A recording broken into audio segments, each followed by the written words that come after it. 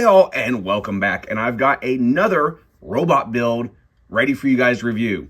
This is Soryu robot build number 15. And I got mine from Show's e-store. I'll put a link in the description below where you can get yours as well. Now, if you're not familiar with these, they are kind of construction toys. They're really cool mech designs by Earnestcore craft that you can take apart to the very smallest degree and reconfigure them and combine them with other versions of themselves. So anyway, we'll quickly look at the packaging. It is their typical packaging, which is this clear plastic with some characters on it. We've got the title. We've got another configuration of the mech. Basic stuff all the way around. Nice illustration here. So now let's get this guy out of the packaging and see if he's worthy of our collection. And here we have him out of the package. And I am really digging this design. But before we get going, let's go ahead and talk about what's in the packaging. There's a couple of new things, and there's something that I kind of wish I noticed before, and I'm not entirely sure if I kept it, but we have these tools here. So this had come with the last one I had reviewed. We got a little pair of pliers that actually remind me of the assemble board pliers, so you can pull the parts out, because these are really tight tolerances. These are very snug. We have another tool here for pushing and pulling. We have a new tool, which is in the instructions. It looks bigger in the drawing, but it's actually very small. And that is for inserting a sleeve. It turns these into 3mm ports from the 4mm standard ports. So that should give some more versatility with maybe new stuff coming out. But it's kind of neat. It goes in there and it locks the port, and it's kind of just something additional. The thing that I don't know if I kept the previous one, but I'm going to keep this one. So this is the sprue that the tool had come in, but I noticed that we have these ports on here. And so I'm going to clean it up some. I think I'm going to keep it to maybe use as a base frame for maybe building some concepts, because I like making custom builds with toys, as you've seen with my Mugabyne stuff and other robot build videos. We also get one of these, which has come with every one. I probably should translate this. I'm still not entirely sure what it is. It feels like a keychain or a decoration or something, but you've got one of those. We also have the addition of a bunch of extra pegs and ball joints and stuff along those lines, as well as the sleeves I mentioned, which we have right here. So you can see these sleeves. And that just gives you more versatility when you're trying to do customs. And I really appreciate that. Now we can get into the main stuff. We also have 4 little sharp missiles here that are meant to go in here, but you can do whatever you want with them. We have this very cool weapon that has come with here. And so it's actually intended to go with this. So you can combine the two of them and have this act as the handle for his big claws. You can also use this in the, I don't know if it's a submarine or ship mode, but it allows it to connect in the back. But yeah, it's a nice looking piece here. We have some little tampos and painted accents, this clear plastic, got some text on there as well, some ports, lots of detail, and as well as extra parts to utilize in just custom builds. Now, this is something that's pretty new. Now, this is meant to be used on the weapon or just to add on, but it also has another purpose. So this, I think, is the first time I've seen something along these lines with this brand, and this is a stand.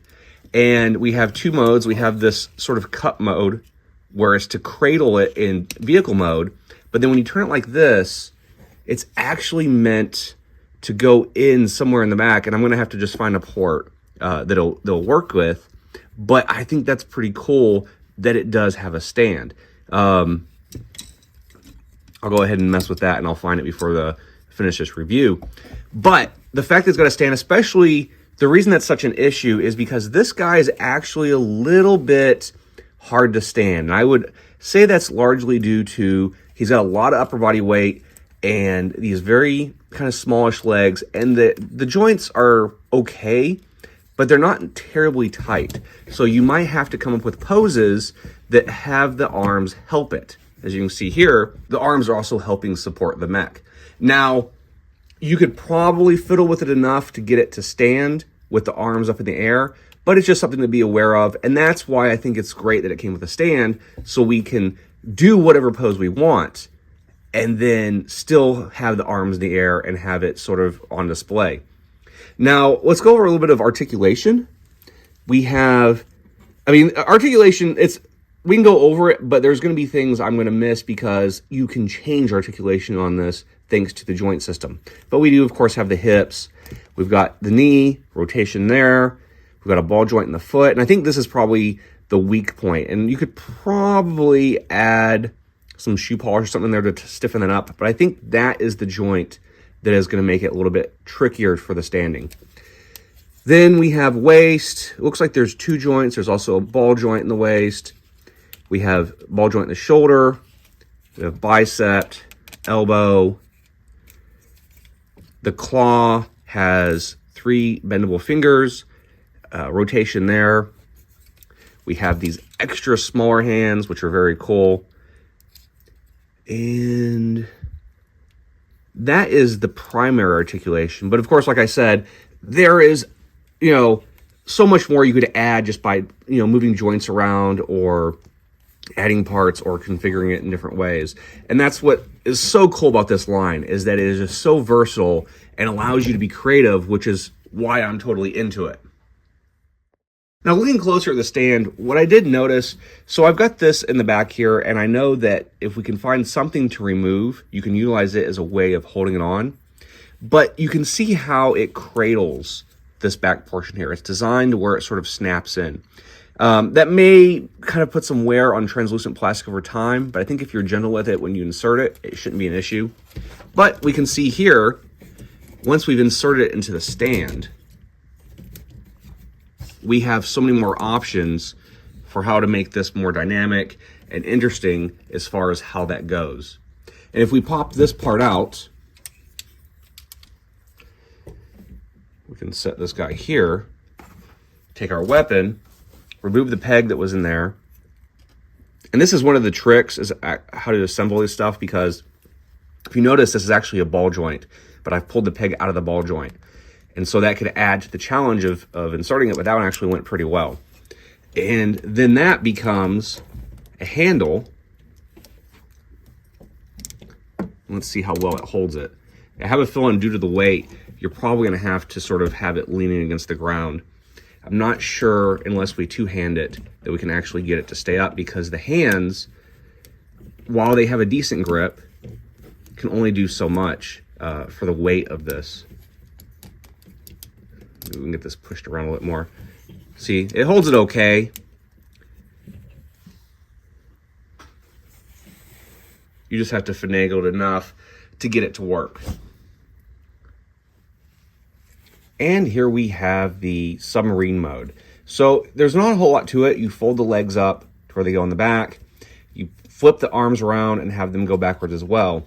Now, what I did find is that this little oxygen tank looking part that goes here, you're able to pull out.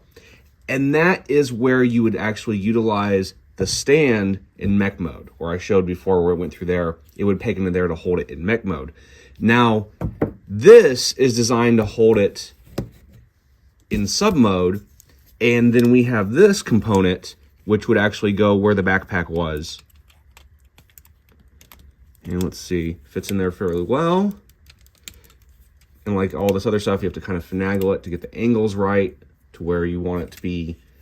But yeah, let's check that out. So this is a transforming design, which is pretty cool. And there's not really a whole lot of parts forming to it other than, putting the sword in the back. So it becomes storage for that. And we have this section here. So we have to get it. It actually looks like it might be a little more challenging with this part on there. So I'm going to pull this off just so you can see how it attaches. But you can see this section here just snaps on. And seeing how this lines up, I think the smarter thing to do is to try to line it up and then put this part through, which will give you sort of the look that you're wanting to go for. But yeah, this is pretty cool. I like that they've included the stand. I like the different modes. I think this is a overall cool design. But for a quick comparison, here are some of the other mechs in this line. And as you can see, He is shorter, but one thing I'll say about this one over the other ones is I feel like there's a lot more components going on here. I think there's some more smaller things we can take off and reconfigure. And there's enough interesting going on here mass-wise to make up for his shorter stature. And we also have this one, but it's a little harder to get to stand because of the leg design. Now, one thing I'll point out here, and it's probably obvious, is that each one of these uses orange accents. But what you'll notice is that each one of the oranges is actually different. I haven't decided how I feel about that yet. I kind of like the idea of some cohesiveness in the visual design when you're assembling these. Had the designer gone with a universal color palette across the line, you might have a little bit more uniformity in when you make new mech designs. However, it might be interesting to have different graduations of these oranges and grays and blacks and whatnot being used to give more depth to design. So I think it's really going to boil down to how it configures and what it looks like in the end. But what I'm going to do next is let's go ahead and flip around a handful of parts just to see how this guy combines with other mechs. As you can see with this peg system, and just to show you a closer example, we have a ball joint that actually can accept a peg. Then we have these ports that utilize this as well, and then random joints that will have hinges and whatnot. And through that system, we can take things apart and combine all the different designs. But it's more than that. You don't even have to go to that level. You can take it off at smaller levels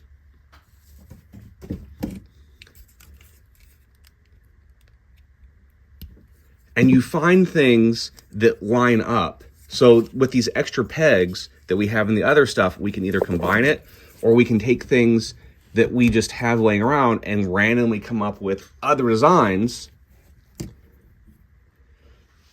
and we completely change it up.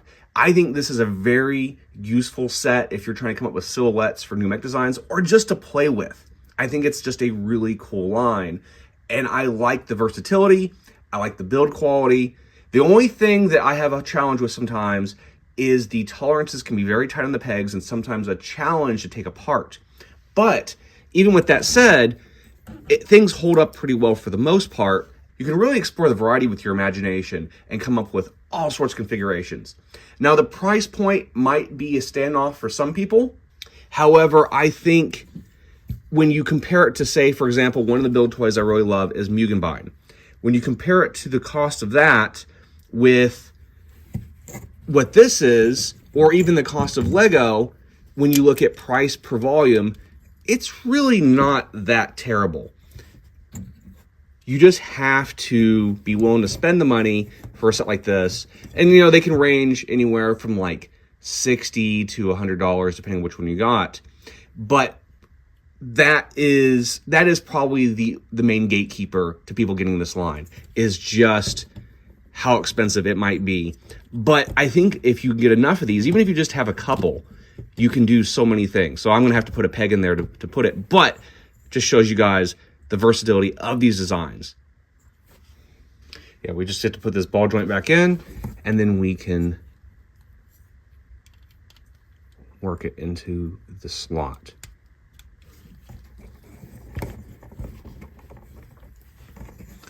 And it really leaves itself open to so many different configurations. I mean, we've dropped the arms and go with more of shoulder cannons, and we have the little arms here, and we have these really kind of chicken walker legs with wheels. A completely new design with just 2 sets. And being this one has a stand, we can also be more creative with how we apply stuff by just putting it there, and we can have it doing whatever angles or whatnot. Now, I also want to show off the versatility of this. As you can see, you can take the weapon here and actually turn it into a tripod, which does make it easier to stand. And we get sort of this little kind of T-Rex mode here. We've removed the arms. You can see there's all these ports here for adding stuff. But what I find really interesting about these, and I think this one does it maybe even more so than the other ones, is there's a lot of accent parts. So if you look here, we have other kinds of parts that can pop up. We have all these little things here that can actually be removed. These can come out. All this stuff can be broken down into much smaller components. And through these itty bitty components, you get sort of a versatility for doing full-on customizations. So you see here, I got that to pop out. It doesn't necessarily connect in the normal way, but it gives you another part that you might be able to utilize in a way that you can imagine. But that's what I really appreciate about these figures. And I think this one might do it better than most of the other ones I've had. So anyway, I got mine from Show's eStore. I'll put a link in the description below where you can get yours as well. Let us know in the comments below if you think Robot Build is worthy of your collection. Like and subscribe, and we'll see you all next time.